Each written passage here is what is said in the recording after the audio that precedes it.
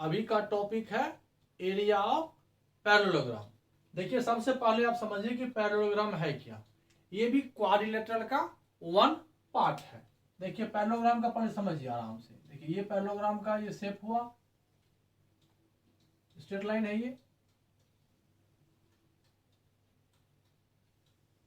देखिए यहां पर क्या होगा, इसका कंसेप्ट क्या होगा, तो टेढ़ी मेरी लाइन है लेकिन वो स्ट्रेट लाइन होगा, राइट। ये ए बी सी डी है तो क्वाड्रिलेटरल। लेकिन इसमें क्या है, इसका एक रीजन है, क्या है, अपोजिट साइड यहां पर इक्वल है और पैरेलल है। अपोजिट साइड क्या है, इक्वल है और पैरेलल है। इसका मतलब ये हुआ, पहले समझिए, यहाँ पर A B is equal to C D है, या इसको A B is equal to D C भी कह सकते हैं, पहली बात। दूसरा हो जाएगा A D is equal to B C है। यहाँ पर ये दिया हुआ है कि अगर फर्स्ट साइड दे दे तो इसका अपोजिट साइड भी हमको मालूम है, मतलब लेंथ और ब्रेथ। ये ब्रेथ हुआ और ये लेंथ हुआ। लेंथ और ब्रेथ ऑलवेज परपेंडिकुलर नहीं होता है, राइट, ठीक है। लेकिन जब परपेंडिकुलर होगा तो फिर वो राइट एंगल ट्रायंगल बन जाएगा। ये हो गया वन साइड्स, ये हो गया अदर साइड्स। ये अपोजिट साइड यह इसका इक्वल होगा और यह साइड इसका इक्वल होगा, सेम लेंथ होगा। अब यहां पर हमने पढ़ने जा रहे हैं एरिया ऑफ पैरेललोग्राम। अब हमें इस डायग्राम का क्या दिया हुआ है, साइड दिया रहेगा, कहेगा कि आप इसका एरिया फाइंड कीजिए। अब देखिए आप ये तो समझ गए कि अपोजिट साइड इक्वल होगा। अब यहाँ पे सबसे पहली बात है कि फर्स्ट स्टेप में देखिए, ये अगर हम बी सी डी सी ले ले और यहां से एक हाइट होगा, दिया हुआ रहेगा ए डी, तो यहां पर हो जाएगा सिंपल सा केस होगा। इस टाइप का अगर डायग्राम होगा तो एरिया ऑफ पैरेललोग्राम का ये सिंबल होता है, दो लाइन ऐसे खींच दीजिए, जीएम लिख दीजिए। एरिया ऑफ पैरेललोग्राम का मतलब हो गया हाफ, यहां नहीं होगा, यहां सिर्फ हो जाएगा बेस इंटू हाइट। ट्रायंगल में हाफ था क्योंकि यहाँ टू ट्रायंगल का फॉर्मेशन है, इसलिए 1/2 कैंसिल हो जाता है, तो बेस इंटू हाइट। यहाँ बेस कितना है डी सी, और हाइट क्या हो जाएगा, अच्छा डी दो बार लिख चुके, एक बार लिख चुके तो इसको ई ले लीजिए, क्या हो जाएगा ये ए। यदि क्वेश्चन में, क्वेश्चन समझिए, अगर ये पैरेललोग्राम है, ये 8 सेंटीमीटर है और ये आपको 5 सेंटीमीटर है, तो इसका एरिया हो जाएगा डायरेक्ट 8 सेंटीमीटर इंटू 5 सेंटीमीटर, ये आपका हो गया 40 centimetre square. Area of parallelogram is equal to base into height. अब तो समझ में आ गया, देखिए ये लॉन्गेस्ट साइड है और ये शॉर्टेस्ट साइड्स है। अब यहाँ ये तो फर्स्ट पॉइंट हो गया।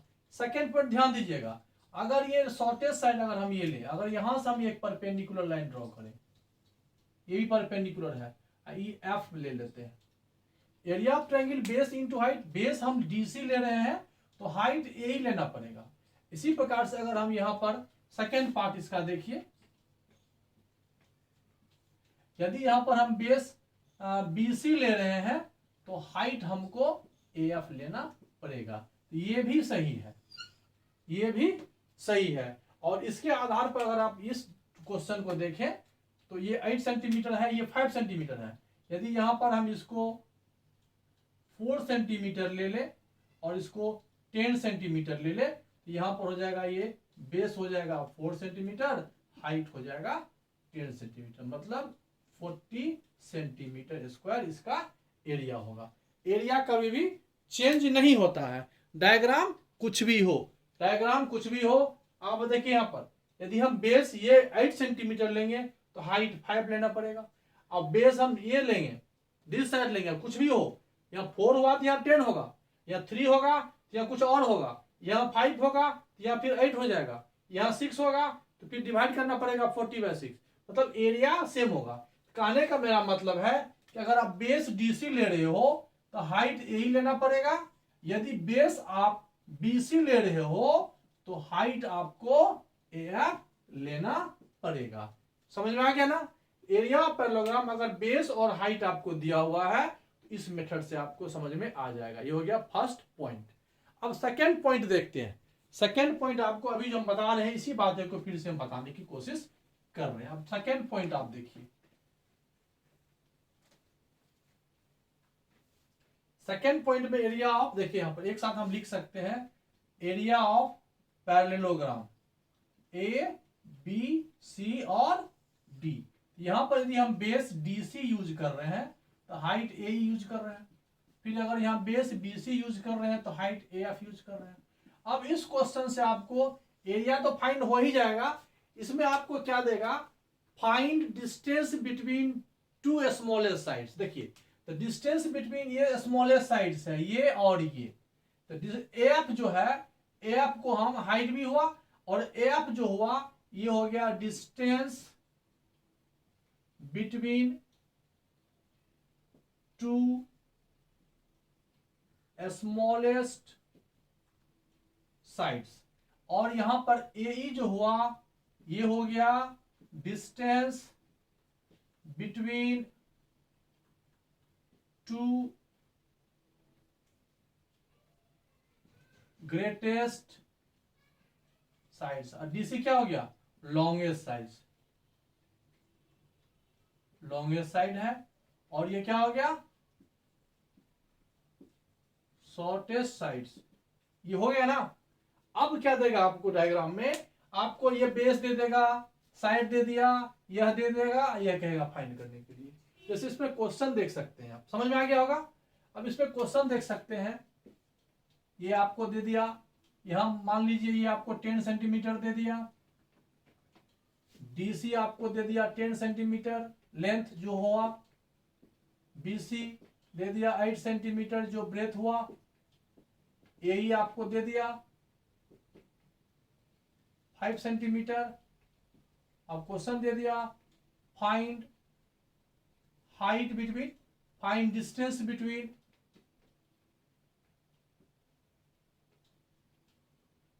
To smallest side. आ गया क्वेश्चन समझ में ना। ये आपको लेंथ, ब्रेथ और वन हाइट आपको दे देगा, मतलब distance between one pair of parallel sides आपको दिया हुआ रहेगा, और सेकेंड पैरेलल साइड के बीच का डिस्टेंस फाइंड करना रहेगा। अब यहां पर हम लोग लिखेंगे, ये तो समझ में आ ही गया होगा, इसको यहां से हटा करके यहां लिखेंगे वी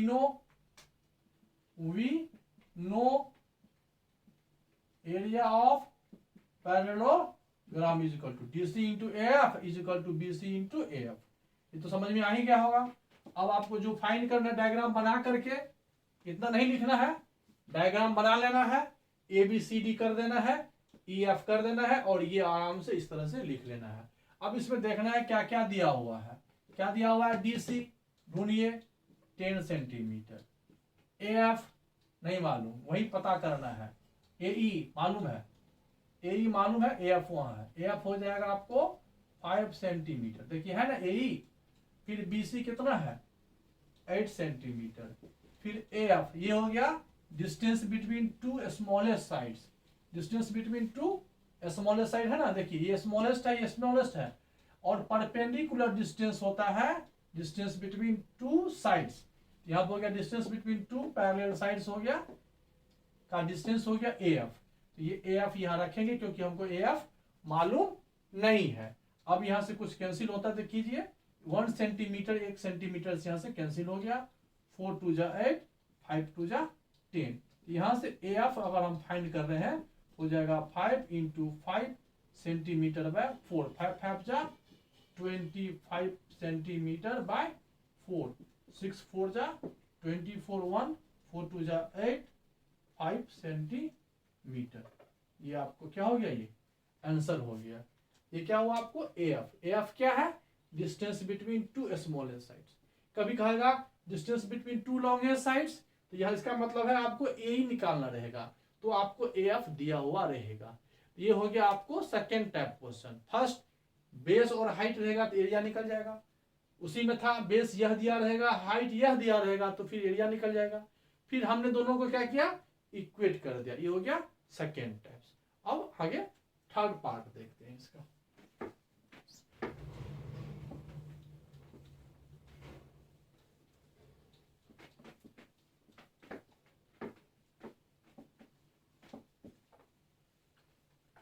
देखिए थर्ड पार्ट जो है, जैसे हम लोग क्वाड्रिलेटरल पढ़े थे, सेम उसी प्रकार से देखिए, अगर डायग्राम बना लीजिए, एक पैरेललोग्राम का डायगोनल बनाइए इस टाइप का। अगर आपको दिया हुआ है ये एक डायगोनल है और यहाँ से यहाँ एक परपेंडिकुलर और यहाँ से यहाँ एक परपेंडिकुलर ड्रॉ कर लीजिए।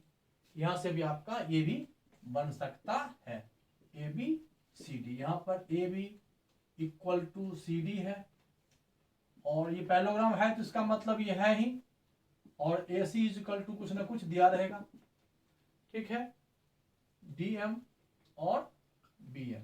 यहां से हम लोग क्या करेंगे, area of parallelogram is equal to वही जो फॉर्मूला लिखे थे, याद है ना, बेस इंटू हाइट करके। तो बेस यहाँ पर कॉमन है, हाफ इंटू बेस इंटू है ना, हाफ होगा, बेस कॉमन है ए सी, तो ये परपेंडिकुलर लेंथ हो जाएगा D M plus B N. ये हम आपको क्वाड्रिलेटरल का एरिया में फाइंड करके बता चुके हैं। यहाँ पर अपोजिट साइड नहीं दिया हुआ है, लेंथ ऑफ साइड नहीं दिया हुआ, वन डायगोनल दिया हुआ है, तो फर्स्ट डायगोनल दिया रहेगा। इस तरह से हम लोग सॉल्व करेंगे। अगर मान लीजिए यही डायग्राम हो, ऐसा नहीं दे करके ऐसा दिया हुआ हो, तो भी कोई दिक्कत नहीं है। मान लीजिए यही एक लाइन दिया हुआ हो तो ये परपेंडिकुलर देगा, यहां से देगा, सेम डायग्राम है। इसमें हम ए सी को डायगोनल मान रहे हैं, यहाँ पर हम ए बी सी और डी को, इसको एम ले लो, इसको एन ले लो। अब यहां से क्या हो जाएगा, देखिए इसका एरिया क्या हो जाएगा, एरिया हो जाएगा हाफ, कॉमन बेस क्या है B D, B D common base हो गया, फिर हाइट यहां से ए एम और यहां से सी एन, यहां से भी हम फाइंड कर सकते हैं। ये हो गया आपको थर्ड स्टेप। इस टाइप का डायग्राम रहेगा, आपको ए सी दिया हुआ रहेगा, बी एन दिया हुआ रहेगा, डी एम दिया रहेगा, तो ये हम फाइंड कर सकते हैं। चलिए नेक्स्ट पॉइंट देख लेते हैं।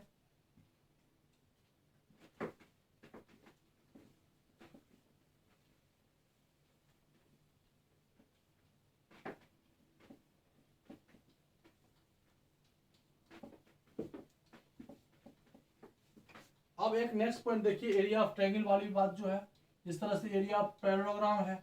अब इसमें हाइट नहीं दिया हो, पता ए बी सी डी, इसका हाइट नहीं मालूम हो, मान लो ये 3 सेंटीमीटर है, ये भी 3 ही होगा, ये 5 सेंटीमीटर है तो ये भी 5 ही होगा, लेकिन हमें 5 और 3 की मदद से एरिया फाइंड नहीं होगा। इसके लिए हमें या तो यहाँ से एक परपेंडिकुलर लाइन चाहिए, या यहाँ से चाहिए, या यहाँ से चाहिए। मान लीजिए कुछ नहीं दिया हुआ हो और वन डायगोनल आपको दे दिया हो, ये मान लीजिए ये आपको 7 सेंटीमीटर दे दिया है, तब इसका एरिया निकालने के लिए देखिए हम क्या करते हैं, area of parallelogram A B C D is equal to, इसको हम लोग लिखते हैं area of triangle A B D plus area of triangle B C D. और दो ट्रायंगल बन गया, तीनों का साइड दिया हुआ है। अब एक बात और जानिए, ये दोनों ट्रायंगल का एरिया सेम होगा, क्या होगा, सेम होगा, तो हम इसको शॉर्ट फॉर्म में लिख सकते हैं is equal to 2 into area of triangle A B D. Same क्यों होगा, क्योंकि ए बी और डी सी सेम है, बी सी और ये सेम है, ये तीनों साइड इक्वल है। तो इसका हम लोग ज्योमेट्री में पढ़े भी होंगे कि diagonal bisect quadrilateral, right, diagonal bisect quadrilateral. तब 2 इंटू एरिया ऑफ ट्रायंगल, अब area of triangle Heron formula से हम 357 की मदद से एस फाइंड कर लेंगे। एस कितना हो जाएगा, 3 प्लस 5 प्लस 7, ये हो गया 15 सेंटीमीटर। एरिया हो जाएगा 2 इंटू अंडर स्क्वायर रूट कर देंगे 15, एस हुआ ना, 15 माइनस 3 एस माइनस ए हुआ, 15 माइनस 7 एस माइनस बी हुआ, 15 माइनस 5। अब आप ये सीख चुके होंगे, नहीं तो मेरा फर्स्ट क्लास का जो वीडियो है इसका आप क्वाड्रिलेटरल में देखिए, इसको सॉल्व कर लेंगे और ये आपको एरिया ऑफ पैरेललोग्राम हो गया। तो एरिया ऑफ पैरेललोग्राम के ही 4 पॉइंट जो थे खास थे। इस चारों पॉइंट को आप आराम से पढ़ के देखिए, वीडियो रोक करके देखिए, और कोई कंफ्यूजन हमें नहीं लगता है कि आने वाला है। इसी टाइप पर कोई क्वेश्चन होगा, ठीक है, तो आपका सॉल्व हो जाएगा। अगर पैरेललोग्राम नहीं रहेगा तो सबसे पहले आप डायग्राम को चेक कीजिए कि कौन सा डायग्राम है, किस टाइप का है, और उस टाइप का कंसेप्ट आपको वहां लगाना पड़ेगा। नेक्स्ट हमको पैरेललोग्राम के बाद जो है नेक्स्ट में अब हम रेक्टेंगल पे आ रहे हैं।